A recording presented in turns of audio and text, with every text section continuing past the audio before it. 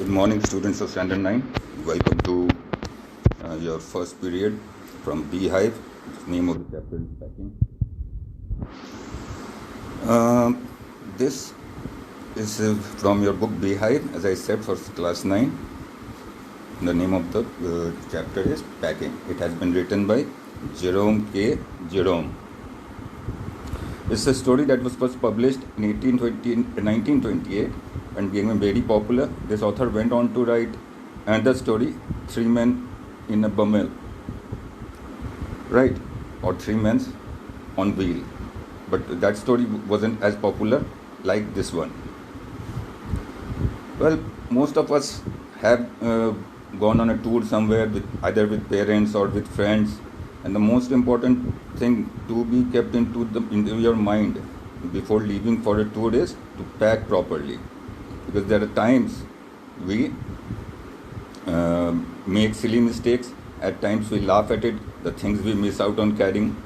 Sometimes we get upset for not carrying certain things. But packing. And second thing is, first is of course carrying all the important things that you need. But the second thing is packing them properly so you can get it as easily as popular. This story is about three friends, George, Jerome and Harris. Jerome, K. Jerome being the author of the story, and he narrates his experience of packing when he went with three friends. Now his friends were such packers who made many silly mistakes and which made one of them tear their hair in anger and anguish. While Jerome here describes himself as one of the better packers among his friends, who by himself gave himself a certificate that he could pack well. While the other two friends, when they tried to pack, they ended up fighting with each other more than actually completing the packing successfully. The story will begin when one fine morning, when they realized it was the next day, they were setting out for a tour.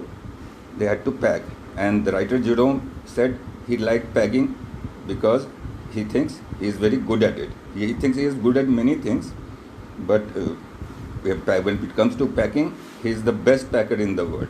See, more than any other person living. The way of writing this is in a humorous way, in a funny way, so that you laugh at what they do.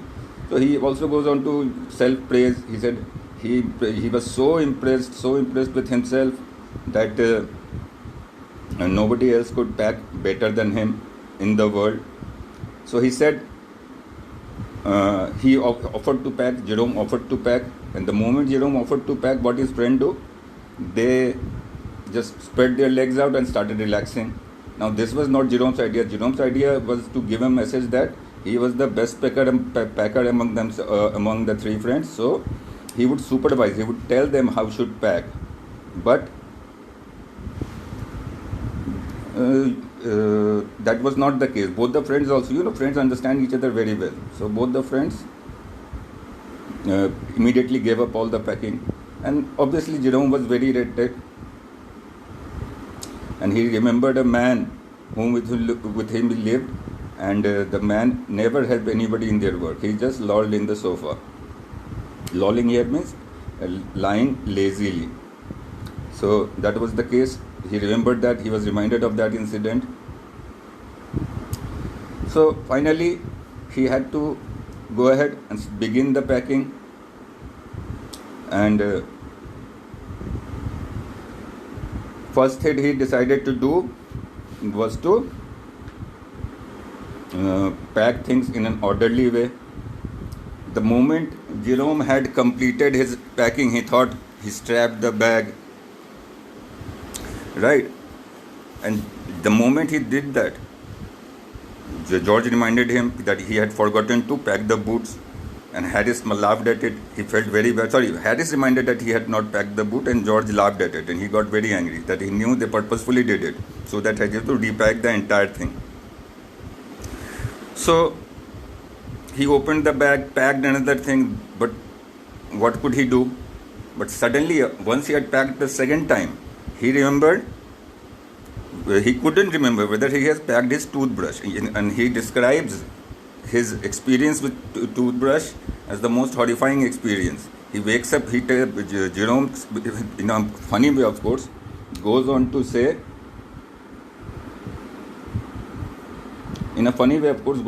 that if he felt very scared if he couldn't remember that whether he has packed his toothbrush or not. Once he remembered, he packed the toothbrush in the morning. While before leaving, he remembered he had to brush his teeth, so he took out the toothbrush and left it in the toilet. And just before leaving the house, he had to run back upstairs and carry the toothbrush in his handkerchief. Anyway, but when he opened the bag, he couldn't find the toothbrush. So he ransacked the entire bag. He picked out the things inside it and threw everything outside. He found George's toothbrush 18 times, but he couldn't find himself. But finally, he found the toothbrush inside a boot and he packed it again. When George reminded him that he had forgotten the soap, but he had already packed thrice, so he was in no mood to look for the soap and everything, and he said he wasn't interested in learning whether the soap was inside. Children, let me tell you here, this is a summary I am giving. Detailed para-wise explanation will begin with the second period, right? So, but this process he had to unpack twice, pack thrice. So these things made him, it took to consume so much time. So now it was decided the hampers, the carry bags would be packed by George and Harris. And according to author, they were the worst packer in the world. So he knew that whatever was going to happen, it was going to be totally, they are going to mess up. So he sat close and started watching just to irritate them. They started by baking a cup. Then Harris packed the strawberry jam on top of tomato and squashed it. And they had to pick out the tomato with a spoon. And there it was George's turn. He trod over the butter, stepped over the butter. He just sat down and laughed. Then he put the butter on the, put things in front of them and behind them and couldn't find them when they needed to pack them. They were doing all the wrong things, and it was too funny for him. And the fact what the fact was most funny is how can two grown-up men make such a mess of a very cheap butter. They were making a mess of it, right? So they upset salt over for the butter. Never showed two men do more than a pence worth butter. That's what I'm saying. In my whole life, then they did. After George had got off his slipper, he tried to put it in the kettle. It wouldn't go in. So they had to scrape, and it wouldn't come out later. They had to scrape out the butter, and later they put it in a kettle. Sorry, before putting it in the kettle, they put it in the chair, and he sat on the butter, and the butter stuck on Harris. And both of them took lots of time searching for it. Finally, when Harris turned around, he saw the butter stuck on him, right? So this is what mess they did with the butter. And finally they put it in a kettle and in a teapot, and the matter was ended. Now, what happened? There was a dog named Montmorency, right? And Montmorency was a very mischievous dog. He went into places where he should not go, and then create a mess over it. And when people shouted and threw things over it, then he felt his day was successful. And when somebody stumbled over him and fell down and cursed him for hours, he thought he had accomplished some matter to feel conceited. First, the dog came and sat down on the things to be packed, and then he bit a few lemons over there. And whenever Harris was trying to pick up a thing, the dog was reacting as if it was being attacked by Harris. He put his leg on the jam, he played with the teaspoon, he got into the hamper and destroyed some lemons. And what was his character? Until he was hit by something, he wouldn't go away. And the same thing happened.